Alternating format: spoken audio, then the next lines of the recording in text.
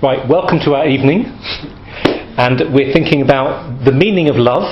I've given it a kind of snappy title on the Facebook page. Is love selfless or selfish, or both, or neither? Subtitle: Love in the thinking, the thought, the theology of St. John Paul II, Pope Benedict and Pope Francis. And I'm going to do four things. I'm going to first talk about some different ways of understanding love in the tradition, a bit like the discussion we were having earlier on, just to get in the zone. Then I'm going to just choose one theme from each of the three popes. It's not summarising all of their teaching, but it's just one beautiful insight that they've had in the meaning of love, which will be helpful, I hope. So we've just shared lots of different meanings, possible meanings of love. And just to throw at you two entry points to the idea of what is love. And we're talking at this kind of intellectual, philosophical, theological level. Okay, last week and next week will be a bit more, what does it really mean for me in the concrete, in my friendships and relationships? But this is a bit more reflective and speculative. That's the nature of this evening. So two entry points.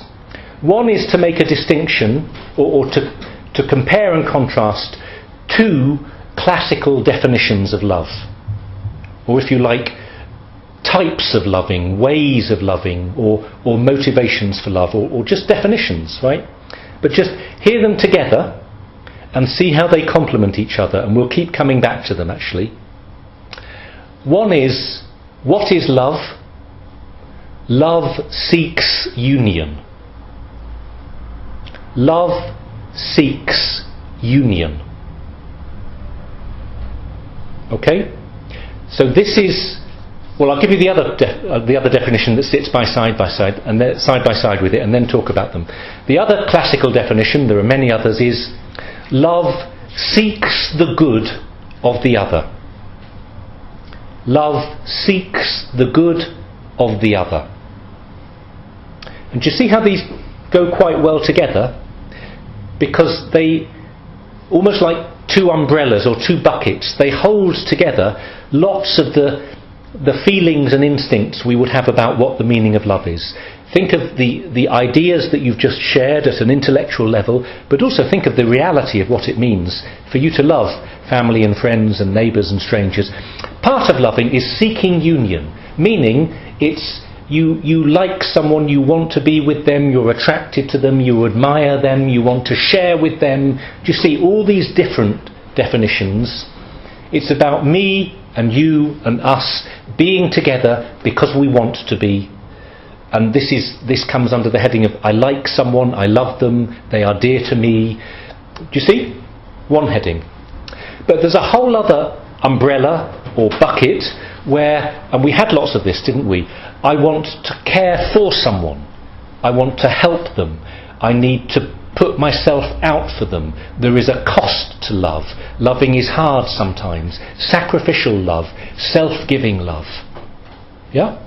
Where it's not necessarily to do with a feeling or a union. I'm going out of myself in order to help them.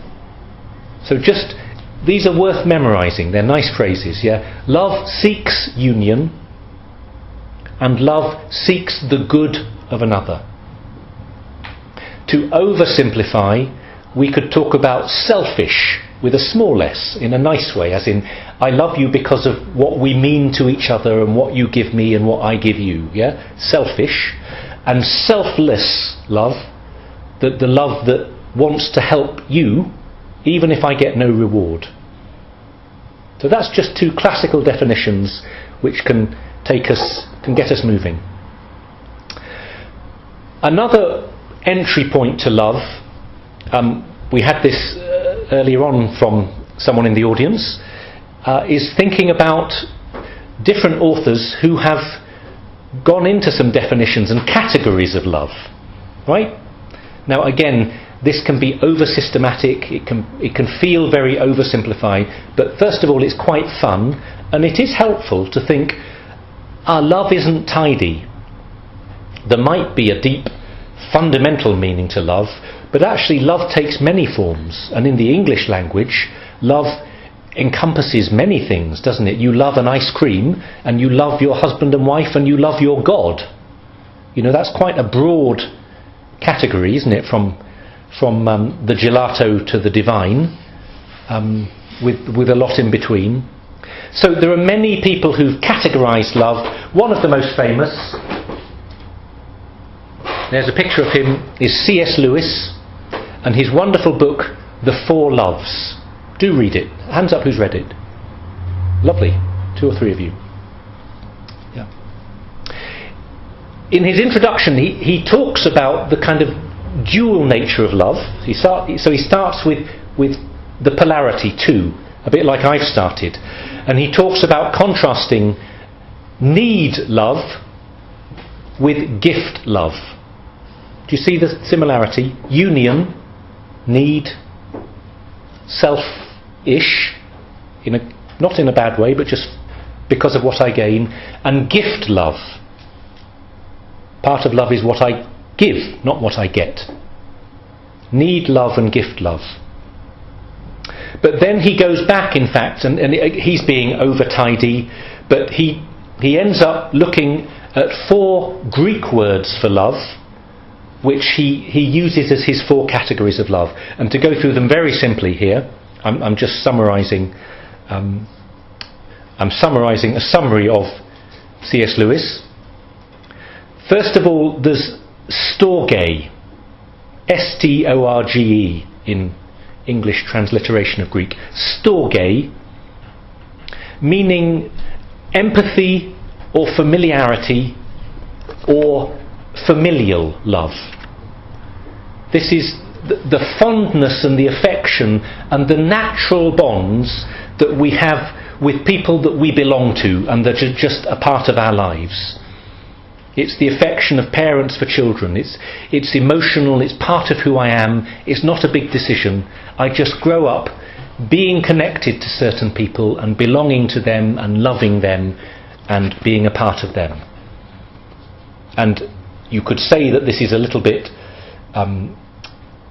it's a bit dependent. Yeah, this is just I depend on you, I need you. You might say it's not very deep or profound, but in fact it's a hugely important part of our lives, isn't it? Yeah? Family. That you might say it's the most fundamental love. Love of parents, of children, love of brothers and sisters and siblings. Storge, empathy, familial love. The second category is philia. Philia, the love of friendship. The love of friendship which overlaps with familial love. Maybe brothers and sisters and siblings are friends. Hopefully husbands and wives at one level are friends. There's much more to their love. Friendship is the bond between people who share common interests. There is a mutuality about friendship. We are brought together because of something that we both care about, or that we all care about. Common interests, values, activities. So it's not, in Lewis's symbolism, me looking at you, gazing into your eyes because of who you are. It's us looking out together at something that brings us together.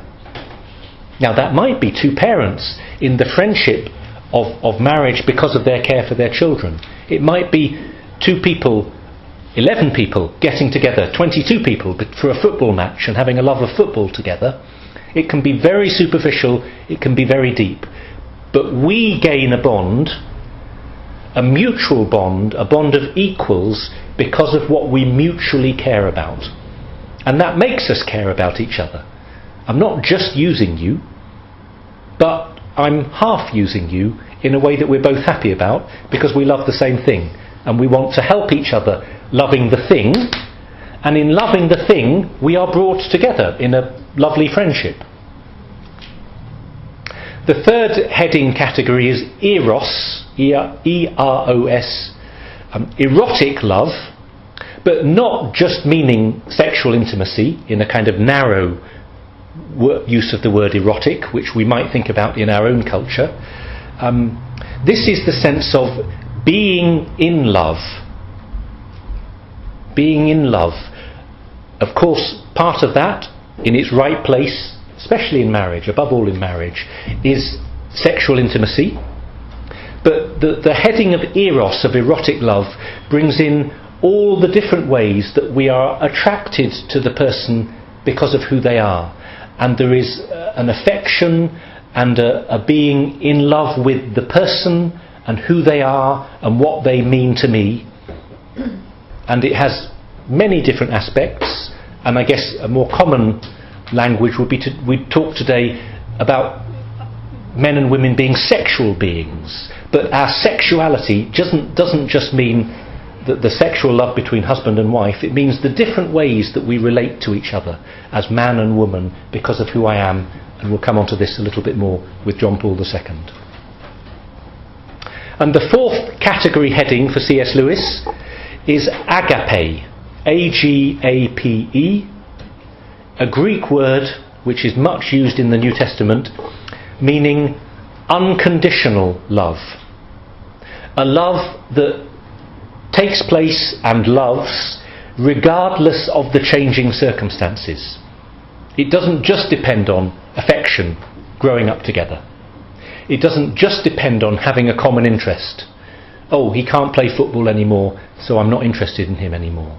It doesn't just depend on the attraction, the physical, emotional, spiritual attraction to this person that's made me fall in love with them.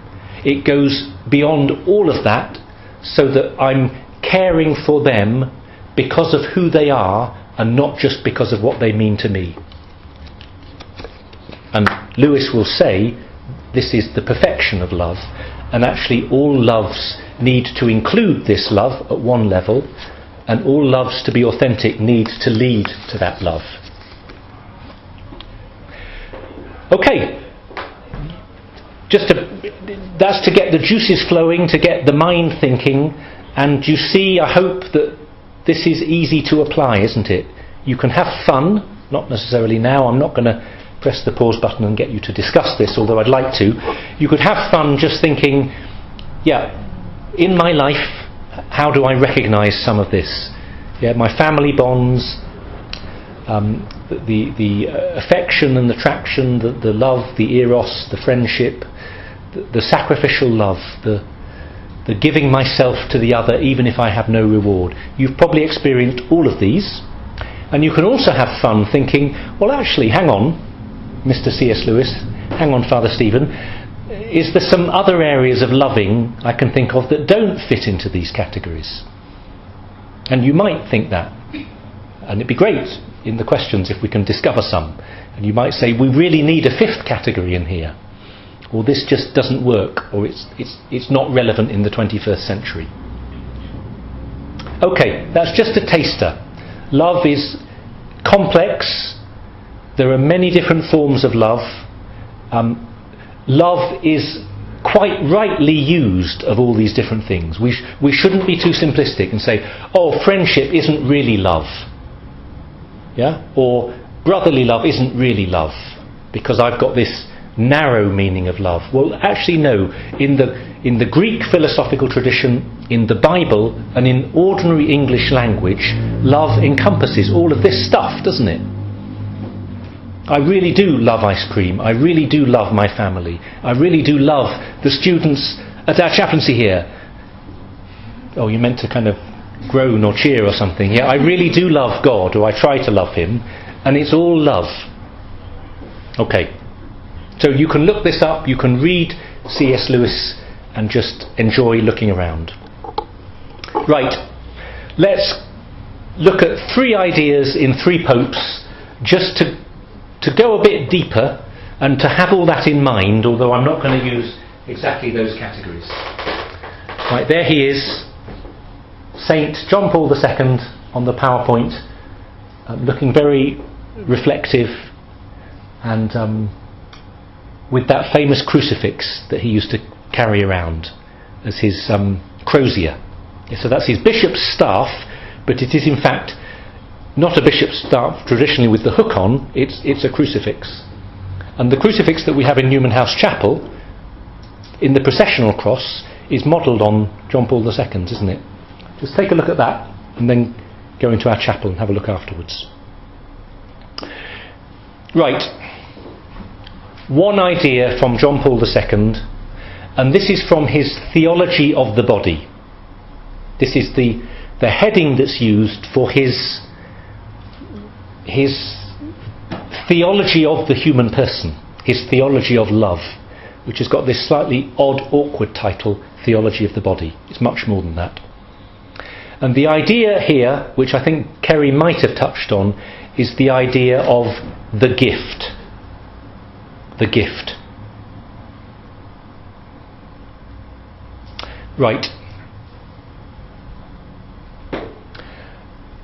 He starts with a notion that might seem strange and slightly negative, but I'm going to explain it. He starts with the idea of original solitude. Did Kerry talk about this last week? No. Original solitude. Solitude meaning me here, in one sense, alone, isolated. It sounds very negative, but it's not, it's neutral. Here am I, aware of myself as a person, and I'll come on to it. Original means the gift that was given to Adam and Eve in their creation before the fall. We talk about original sin, original goodness, and when John Paul II is doing his anthropology, his philosophy of what it means to be human, he starts with the idea of original solitude. As me, I'm not just part of creation. Yeah, every part of creation is part of creation. I'm aware that I'm part of creation. Yeah? I'm, to use a slightly different language, I'm not just part of creation, I'm not just conscious. Many animals, I think, are conscious. I'm self-conscious. I'm self-conscious. I'm aware that I'm me, you're you don't exist yet, I'm Adam for the moment, before Eve. The animals are the animals, God is God, the mountain is the mountain, the river is the river. I'm me, I'm self-conscious, and I'm aware. This self-consciousness means I'm aware that the whole of creation and my life is a gift. I'm not unconscious like a stone. I'm not just conscious of other things like I believe many animals are, and most philosophers would say that some higher animals have some form of consciousness. I'm aware that I'm conscious. I'm aware that the world exists and doesn't have to. I'm aware that I'm me and not everything else and not God. All of this comes under the heading of original solitude, this self-awareness. So first of all, it brings an awareness of the creation and my life as radical gift. This life is a gift. And John Paul II says, every creature, not every creature is aware of it, but every creature bears within itself the sign of the original and fundamental gift. I'm aware that my life is a gift and that there is a giver, the loving God, and that everything I am and that creation is not just in the beginning came from his loving hands, but is constantly given. So I'm not just here as this fierce, independent, self-creating creature. To be a creature is to be aware of this chasm beneath me where I'm sustained and held in existence and loved into being at each moment. So my fundamental being is to be a receiver of a gift, and that gift is my very life. That's Adam's experience, and it could be and it should be our experience. This is solitude. But as we know from the Bible, from Genesis, we read, we hear, it is not good that man should be alone. I want to make him a helper, fit for him. This is God talking to Adam, talking about Adam. So the sense of solitude brings with it the fact that I'm open to relationship, and that none of the creation and none of the animals which Adam has been meeting and talking to and petting, none of these animals can give me that reciprocal relationship, that mutual, equal love of giving and receiving love that I need and I long for. So original solitude gives me an inbuilt longing to be in relationship with another, to find another, and others plural, and to know them and to love them and to be loved by them and to be brought into communion with each other. And so alone, this is John Paul II, alone the man does not completely realise his essence. He only realises it by existing with someone, but more than that, by existing for someone.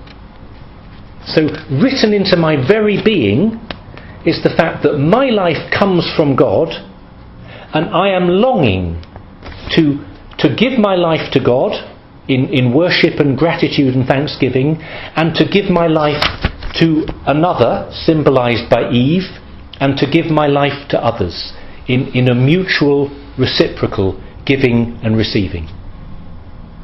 So it's not just, here am I happy and I want a few things to make me even happier.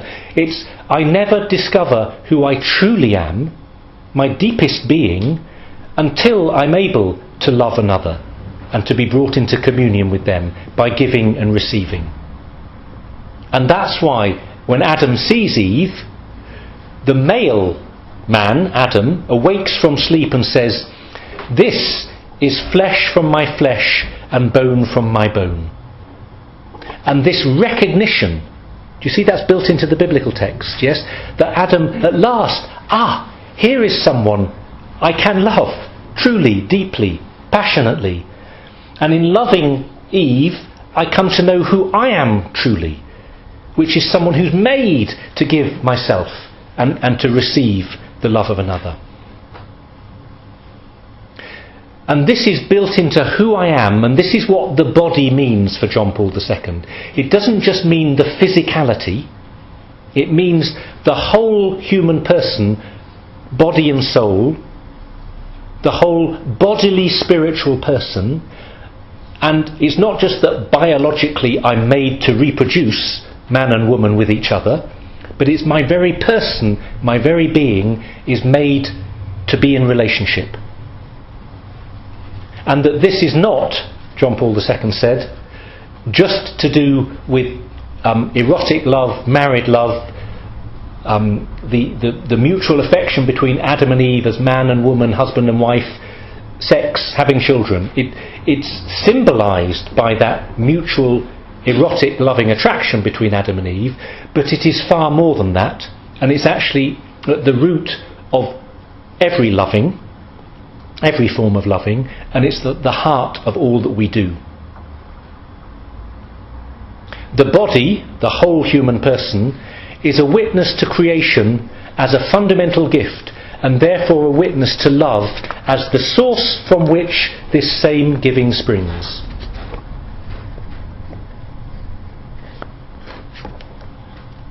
And another word here, I'm throwing in a few words, slightly jargony, theology of the body, the theology of the gift. This is John Paul II's spousal anthropology, meaning his spousal understanding of being human. And spousal here means the symbolism of marriage between husband and wife, but spousal meaning something much bigger. The fundamental orientation I have to love the other, to give myself in another, and to give my life, which I've received as a gift from God, as a gift to another.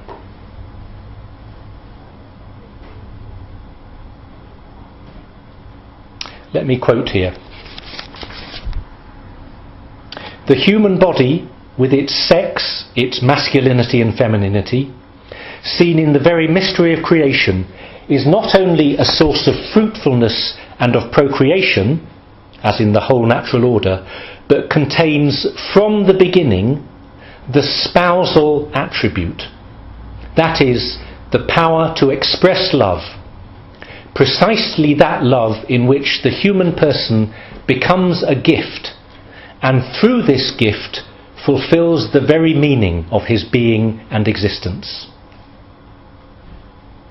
And a lovely summary of this, John Paul II writing here and quoting, "Man, the human person, cannot fully find himself except through a sincere gift of self."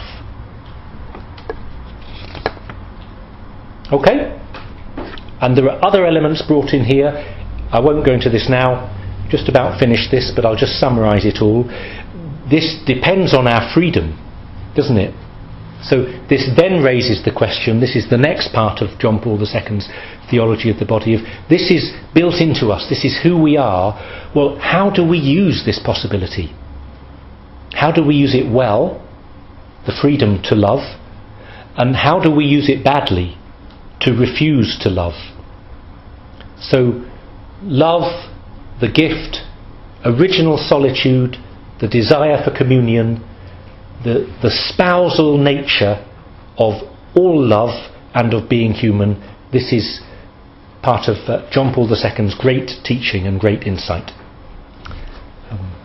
Okay, now just my own language to sum up. Do you see how profound this is? John Paul II is saying, look at who you are, look at all your longings and relationships, look at all the ordinary, simple, superficial kinds of loving. Look at the deepest, most profound kinds of loving that you have, and the deepest longings. Longing for deep friendship and belonging. For many of you, longing to be married, to find a husband and wife, to love your own children. Longing to love God as a son or daughter of God. This love, this longing, it's not just a little thing that we can brush to the side and we can think about on Sundays or when we've got some spare time. It's the meaning of our whole life. And it's underneath everything that we do. Family, work, friendship, studies.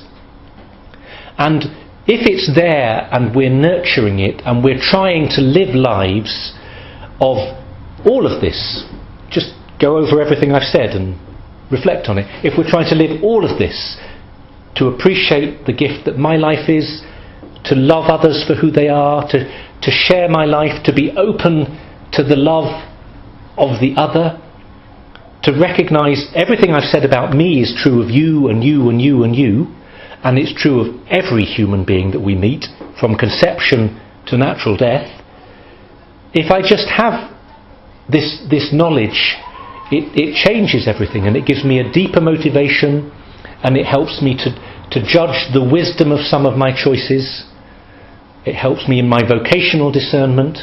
It helps me in my examination of conscience at the end of the day. And it's just a wonderful thing to think about and to be grateful for. We're made to love. We're made to give and receive love. And it's the giving and the receiving. And that's partly what we'll come on to now. Okay? As I said, we'll take questions and discussion at the end, but I'll keep all this together so it's a tidy talk. Right. The second Pope, the second bit of papal teaching. We've learned, there he is, Pope Emeritus Benedict, waving at us from that PowerPoint there.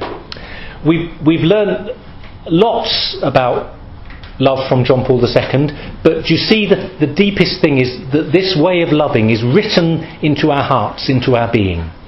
So no wonder we care about it. And I left you with a final phrase that John Paul II is saying that giving and receiving are built into the human person. Giving and receiving. Okay. Well, Pope Benedict, all I'm doing is talking about a few passages in his first beautiful encyclical, Deus Caritas Est, Deus caritas est. And to encourage you to read all of it, but especially the first half, because it's in effect, it's two documents pasted together. Deus caritas est. Pope Benedict speaks about how love is misunderstood today. Lots of different meanings. He talks about 3 Greek words, 3 of the 4 that C.S. Lewis talks about. Remember, Pope Benedict knows C.S. Lewis's writings very well. He's given talks about C.S. Lewis. In fact, little name plug here, the first time I met Pope Benedict, when he was Cardinal Ratzinger, was when he came to give a talk in Cambridge when I was an undergraduate there, in 1988 or 7 or 8 or something, I can't remember. But the talk he gave in Cambridge was about C.S. Lewis and his philosophy of the human person. So he's had a great interest in C.S. Lewis, and I wouldn't be surprised if some of what he's writing about implicitly came from C.S. Lewis. So Benedict talks about eros, philia and agape, and he notes how in the New Testament agape, selfless love, comes to the fore. But he just sums up these two meanings to put them together of eros and agape. Right? He says, let's use these words symbolically, schematically. Let's say that eros stands for the love that seeks union. Eros, I love you, I want to be with you. He calls this ascending love. Ascending, because I want to rise up to be with you. It leads me out of myself towards the divine, actually, towards happiness, towards communion. I love you, I want to be with you because of what you can give me. Okay? Then he says, let's put another category up here called agape. Let's call this concern and care for others. He calls this descending love, because I go out from myself not to seek union with you, erotic love, but to serve you. I'm going down on my knees to serve you. He doesn't say this, rather than up on my tiptoes to hug you. But I think it's what he's saying. I'm going down, descending. Jesus coming from heaven down to be with us. This is a love of renunciation, of sacrifice. Okay? Now he says, this, I'm getting into the clever bit of the theology, he says, this is my summing up. He says basically it would be very easy to treat this as if eros, erotic love, is worldly and selfish and bad, and agape is beautiful and self-giving and worthy and good and Christian. Do you see? You see the temptation to say the love that seeks union is selfish, and as Christians, me as a pope, I should be telling you we should be really sacrificial and give our lives for others. And he says, this is the beauty of the encyclical, this is not Christian. It's one idea that some people have about Christians. Oh, you want to be self-sacrificing all the time. Why can't you enjoy yourselves a bit more? Yeah. Oh, you think love and society and marriage is just about keeping rules, not crossing boundaries. Why can't you just loosen up and enjoy yourselves a bit more? Yeah. This is not Christianity. And Pope Benedict says very clearly, eros and agape is not one is bad and one is good. It's that they are both important. They're both important in God, and notice that they're both important in God, and they're both important for us. Love is ecstatic. It longs to go out of itself to be with another. Yeah, think of this as a deep way to do with the sexual union of husband and wife. Think of it as just your longing to ring a friend up and talk to them and share what's happened to you. Love is about union, partly.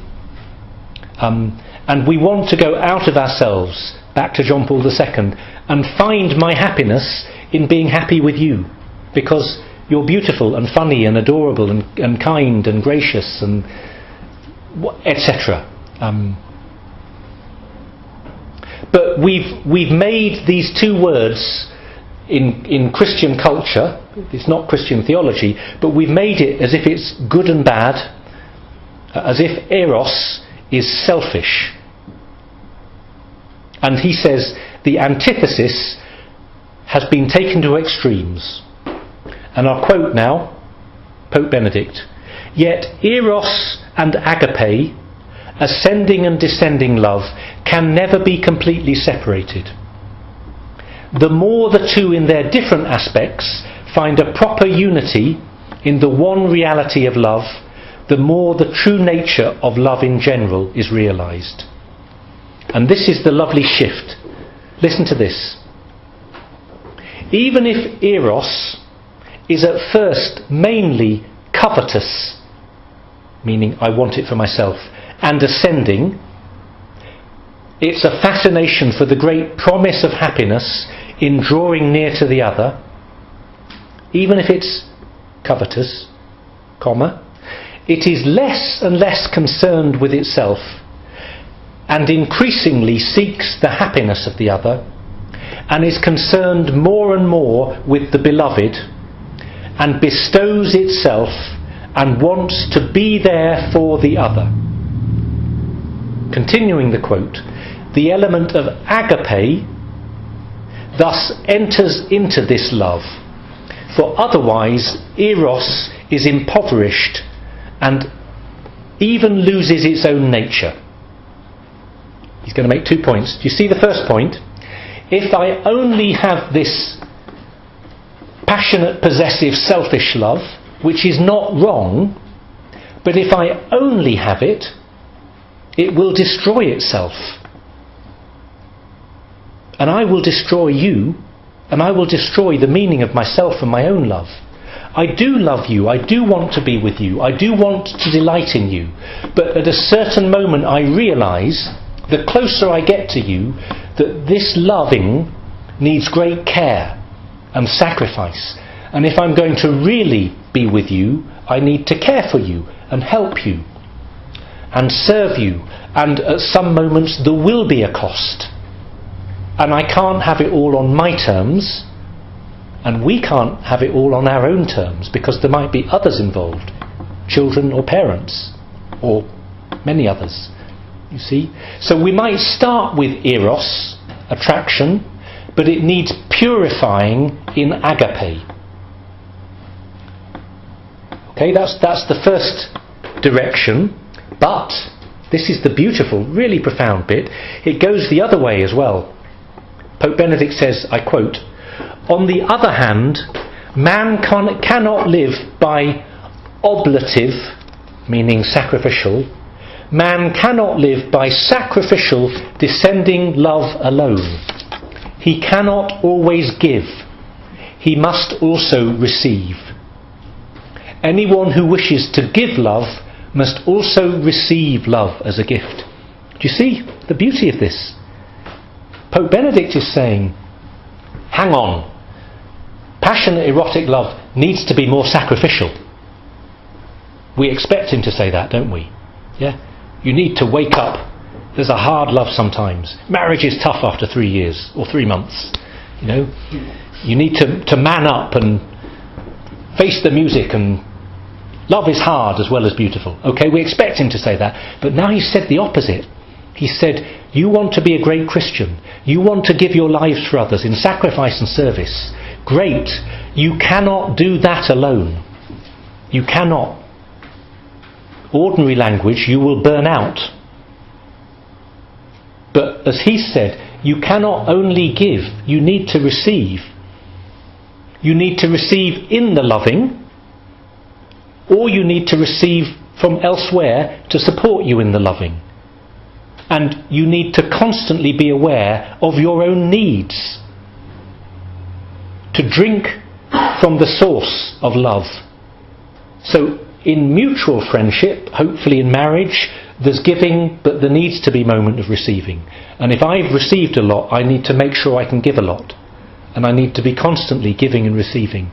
And in those moments, and they come, when in fact my giving seems very one way, with little children who are not sleeping, with a difficult marriage when my husband or wife doesn't understand me, when priesthood is hard and there's no reward, then I need to make sure that I don't just give up on love, that I'm getting and receiving the love that I need from God, from prayer, from friendship, from family, from a support group, from a self-help book,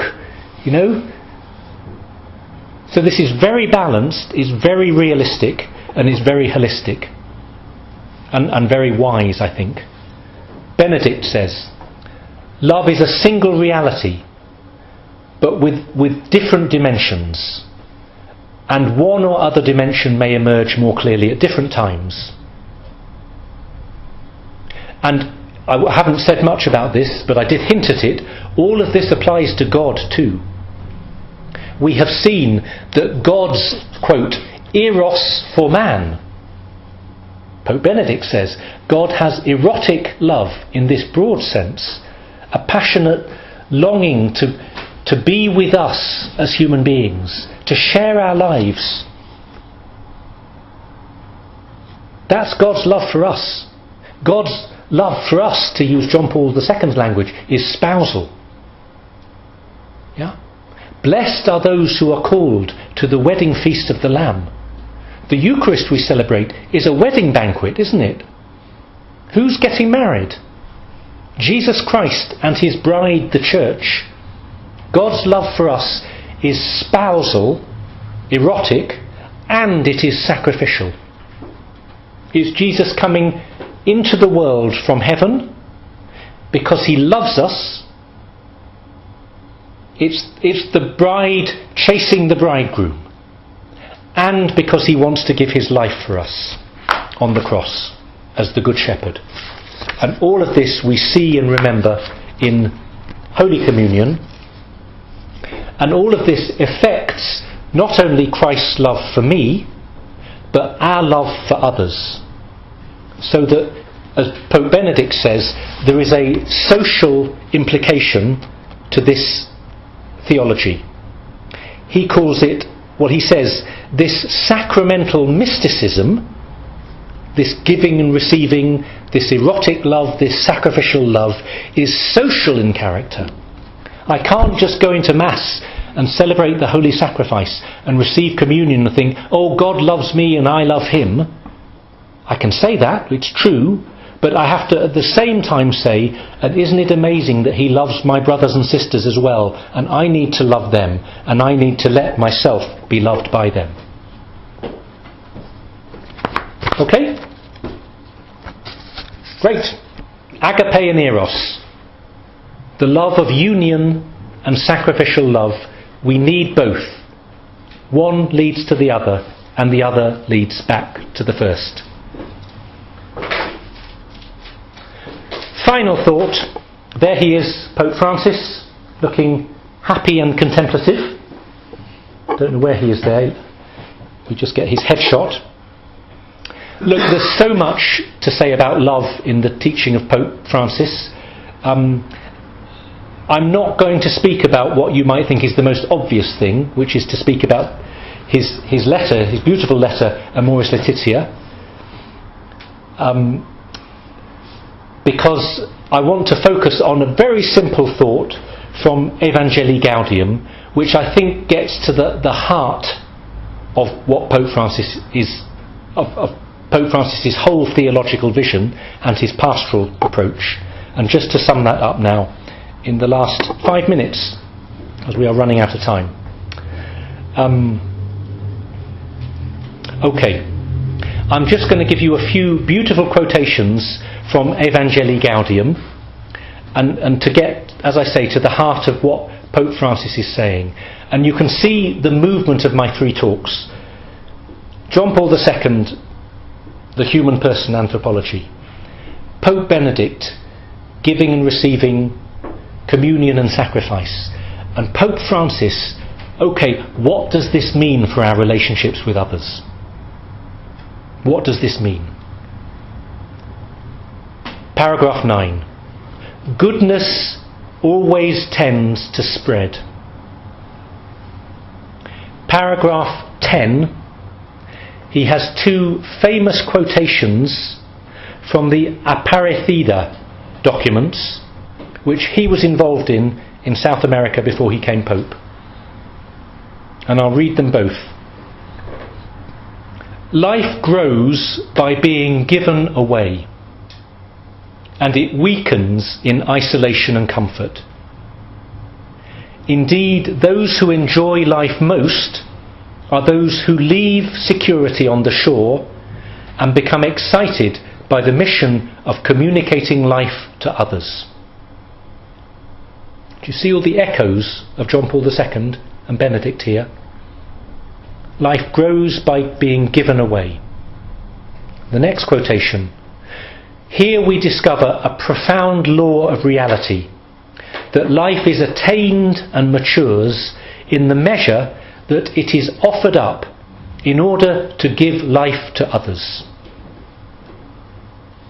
Here am I, this is my words now, living, but echoes of John Paul II. I only find the truest meaning of life if I'm giving life to others. I'm only me if I'm going out to you. We are only we, or do I say we are only us? I don't know. We are only us if we are going out to others beyond us. And this lovely phrase, this is my summary of the thought, as I say, I'm just picking a single thought of Pope Francis, is going forth. We are persons who go forth. As a church, we should be a community that goes forth. And the beautiful paragraph 20 of Evangelii Gaudium, where Pope Francis looks at so many different biblical passages where God challenges human beings like you and me to go forth. Abraham, God says to him, Abraham received the call to set out for a new land. Moses heard God's call, "Go, I send you." To Jeremiah, God says, "To all whom I send you, you shall go." In Jesus' day, in our day, Jesus commands us to go and make disciples. And I quote Pope Francis, "Each Christian and every community must discern the path that the Lord points out, but all of us are asked to obey his call to go forth from our own comfort zone in order to reach all the peripheries in need of the light of the gospel." So Pope Francis is taking the philosophical anthropology, the understanding of what it means to be a person, and he's applying it to us as a community, as a church, and saying, look what it means. It doesn't just mean be nice to people. It doesn't just mean give money to charity. It means your whole being as a community and as a church is to go out to others and to create love and communion with them and welcome them into your lives and into the heart of the church, and especially, one of Pope Francis's favourite words, to go out to the peripheries, to those who are unknown by others and lost and isolated, to those who are living in their own original solitude and haven't been able to find a way out of it. The church which goes forth is a community of missionary disciples. A community of missionary disciples. Do you see the two words? Community, communion, missionary disciples. And do you see how easily that maps onto our other words? Community, communion, eros, being together. Missionary disciples, mission, going out, agape, sacrifice. It's the same theology, but with a different language and with slightly bigger implications. We have to go out, to quote, as evangelizers and missionary disciples, to take on the smell of the sheep. Now, that's not the language that John Paul II used, but it's the same meaning. The church is called to be the house of the Father with doors always wide open. It's the same theology. It's a house and a home where we know and love each other. Communion, eros. But it's an open house with open doors where we're going out to share this love with others.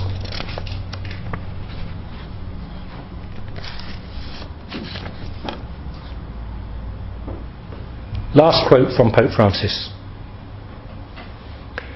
It's his language, his style, his passion, but just to conclude this talk and to lead into some discussion now, just think and listen as I'm speaking. Ah, yes, what he's saying is this whole theology of gift and of loving sacrifice that Pope John Paul II and Pope Benedict have been talking about, but in his own unique language. So this is the final quote. I prefer a church which is bruised, hurting and dirty because it has been out on the streets, rather than a church which is unhealthy from being confined and from clinging to its own security. This is, as Pope Benedict says, when eros destroys itself. Continuing the quote, I do not want a church concerned with being at the centre and which then ends up by being caught up in a web of obsessions and procedures. If something should rightly disturb us and trouble our consciences, it is the fact that so many of our brothers and sisters are living without the strength, light and consolation born of friendship with Jesus Christ, without a community of faith to support them, without meaning and a goal in life. More than by fear of going astray, my hope is that we will be moved by the fear of remaining shut up within structures which give us a false sense of security, within rules which make us harsh judges, within habits which make us feel safe, while at our door people are starving and Jesus does not tire of saying to us, give them something to eat. We want to love, we want to belong, we want to be in communion with each other. This is the love of eros. But to be true, that love needs to go out and be open and take risks and be ready to sacrifice itself, which is the love of agape. And all the popes are saying we need eros and we need agape, and I hope that helps you think about your own lives. Thank you very much.